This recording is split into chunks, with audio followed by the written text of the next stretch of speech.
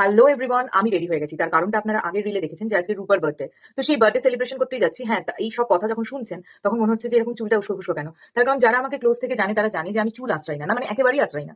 আমি যখন কোথাও যাই তখন চুলটাকে একটু এরম করে ছাড়িয়ে নিই। তো আজকে ওই যথারীতি এত কিছু সাজুগুজু করার পরে চুল আশ্রানোটা আমার হয়নি, তো সেটা আমি করবো। তো জাগিয়ে আজকে রূপার জন্মদিন, কিন্তু তার আগে আপনারা সবাই জানেন যে আমি একটু বোর্ড গেমস খেলি এবং বোর্ড গেমস খেলতে ভালোবাসি। তো সেই বোর্ড গেমসও আমরা আগে খেলতে যাবো, বিকজ ওটা আগে প্রায় কমিটমেন্ট হয়ে গেছিল। সেই বোর্ড গেমসটার নাম হচ্ছে blood on the clock tower. খুব ইন্টারেস্টিং গেম। যারা যারা ব্রেমেন থেকে আমার ভিডিও দেখছে তারা যদি কেউ আমার সাথে বোর্ড গেমস খেলতে এবং বোর্ড গেমস এর গ্রুপে জয়েন হতে ইচ্ছুক হন, তো অবভিয়াসলি কমেন্ট বা ডিএম করে দিন। এই চুল টুল আসতে চলে এসেছে আমার জীবনে। প্রচুর কঠিন কঠিন কাজের মধ্যে একটা কঠিন কাজ লাগে হচ্ছে চুল আঁচড়ানো। আমি ভাবছি যে আমি আবার আগের মতো চুলগুলোকে ছোট ছোট করে কেটে ফেলি। তার কারণ চুল বড় রাখার জন্য যে বেসিক জিনিসটা দরকার সেটা হচ্ছে চুল আঁচড়ানো। সেটাই আমার মূলত হয় না। তো সুতরাং এত বড় চুল আমার রাখার কোনো দরকার নেই। তো যাকে আমি আজকে কি সেজেছি, আমি একটা ফুল ফুল জামা পরেছি, একটা বেল্ট লাগানো ফুল ফুল জামা।